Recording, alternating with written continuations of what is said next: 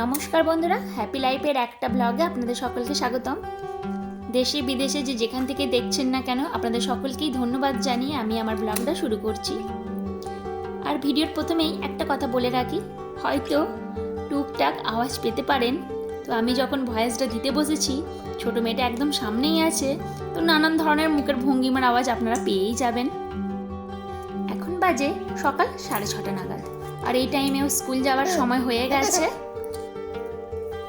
ওকে স্কুলের জন্য রেডি করে দিয়ে এবার আমি আমার টুকটাক কাজকর্মগুলো সেরে রাখবো। তো টুকটাক কাজকর্মগুলো কেন বললাম, যে একদম সকালেই আমি যে সমস্ত কাজকর্মগুলো করব, তো সেক্ষেত্রে মেয়েটা তো এখন ঘুমাচ্ছে, তো আমি সমস্ত কাজকর্ম একেবারে কমপ্লিট করতে পারবো না। যেমন টুকটাক ঝাড় দেওয়া, ঘর মোছা, এই সমস্তগুলো করে নেব, তারই মধ্যে ও ঘুম থেকে উঠে পড়ে। তোর বাবা ওকে স্কুলে দিয়ে আসুক, তারপর আমি মেন গেটটা বন্ধ করে চলে যাব আমার পরবর্তী কাজকর্মে।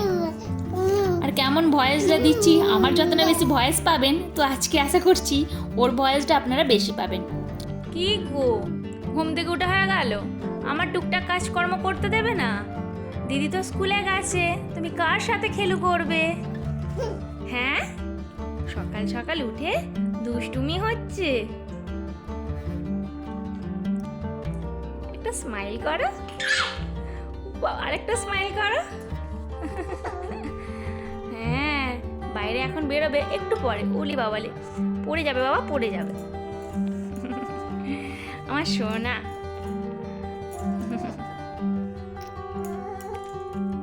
একটু পরে বাইরে নিয়ে যাবো তোমাকে, ঠিক আছে? গালে হাত দেয় না।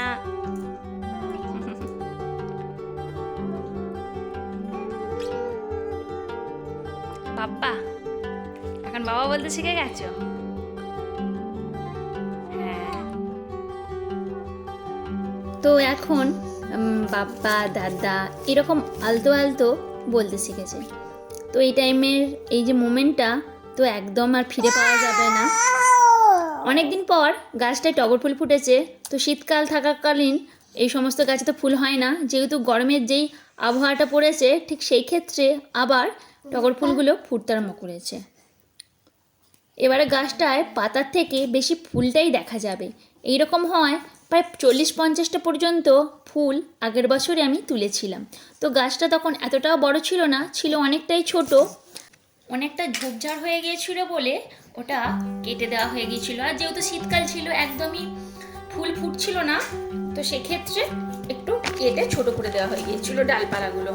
তো এটা দেখতে দেখতে খুব বেশি দিন যাবে না, কিছুদিনের মধ্যেই আবার আগের মতন ঝোপঝাড় এইরকম হয়ে যাবে। তো ফুলটা পাচ্ছিলাম না অনেক দিন, তো বাইরে আর কোথায় ফুল আনতে যাব, সেক্ষেত্রে এই যে এখন ফুলটা আবার পাবো, তো ঠাকুর পুজো করতে পারবো।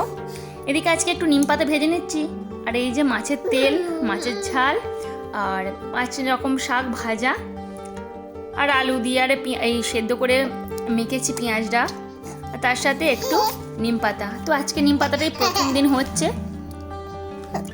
তরকারি করবো ভেবেছিলাম, কিন্তু তরকারিটার করা হয়ে উঠলো না, মেয়েটা উঠে পড়েছে এদিকে।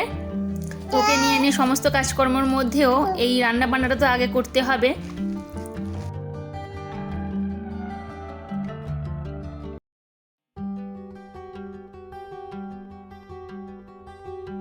তো আজকে আর সেই রকম ভেজিটেবলস নেই, তো পটল ছিল আর সজনা শাকের কিছু পাতা নিয়ে নিয়েছি আজকে ওর জন্য, আর ডাল রেখেছি। তো যেদিনকে যেমন শাকসবজি থাকে ঠিক সেই রকমভাবেই ওকে খেতে দেওয়া হয়।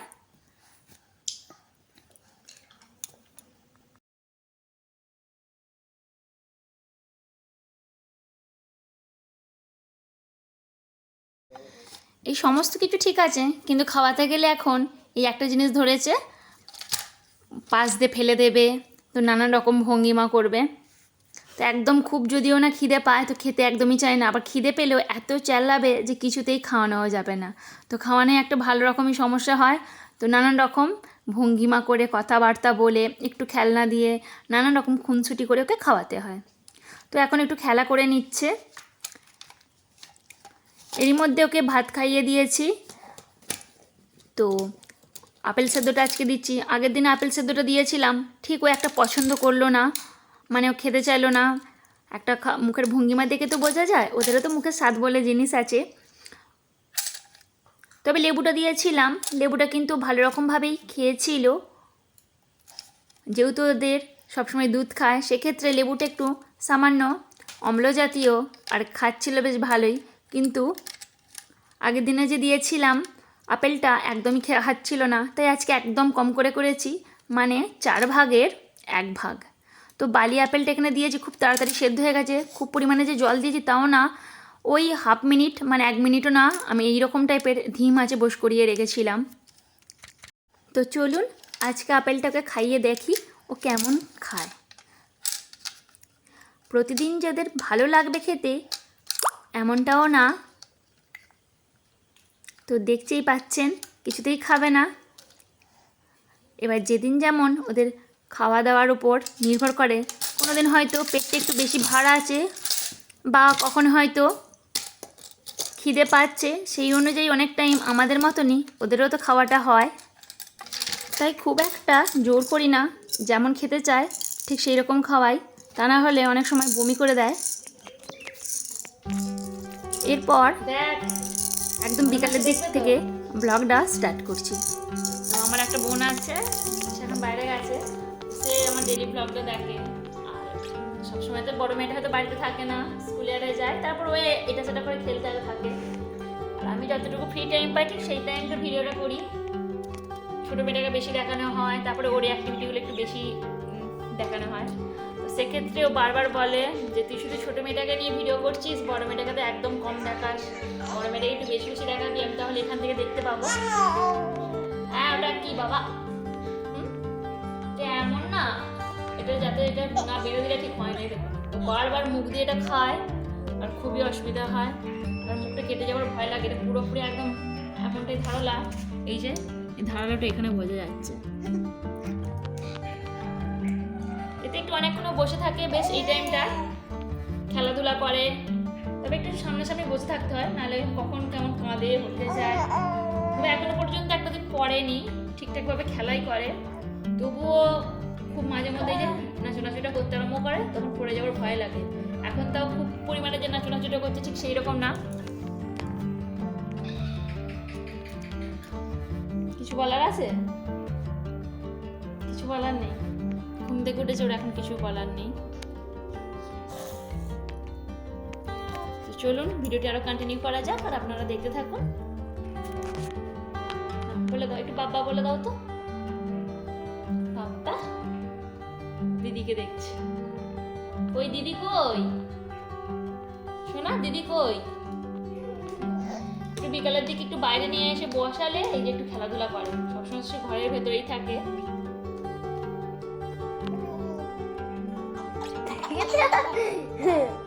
দাদা বল না, দাদা বাবা নয়, দাদা। জামাটা খুলে ফেল, জামাটা দাদা বলো, দাদা দাদা, বাবা নয়। বাবু বলতে বল না, দাদা বলতে বল না। দাদা দাদা বলে দাও তো বাবা, বলে দাও।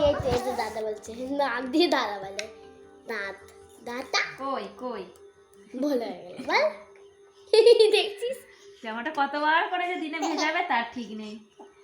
এই আধ ঘন্টা হয়নি একটা জামা চেঞ্জ করলাম, এরই মধ্যে আবার জামাটাকে ভিজিয়ে ফেলেছে। এখন সেরকম আর শীত নেই, প্যাম্পারস আর সেরকম ভাবে পরাই না। হাতে রাখতে বল। ওই দাদা দুটো পড়ে যাচ্ছে, দুটো পড়ে যাচ্ছে। এইদিকে এইদিকে এইদিকে এইদিকে এইদিকে। দিদির সাথে খুনসুটি পেলে আর কিচ্ছু চাই না, দেখুন খালি এই দেখ এই দেখ এইদিকে পড়ে যাবে বাবা, লেগে যাবে।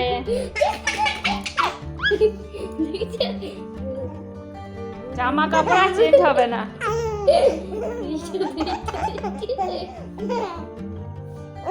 চটপট করতে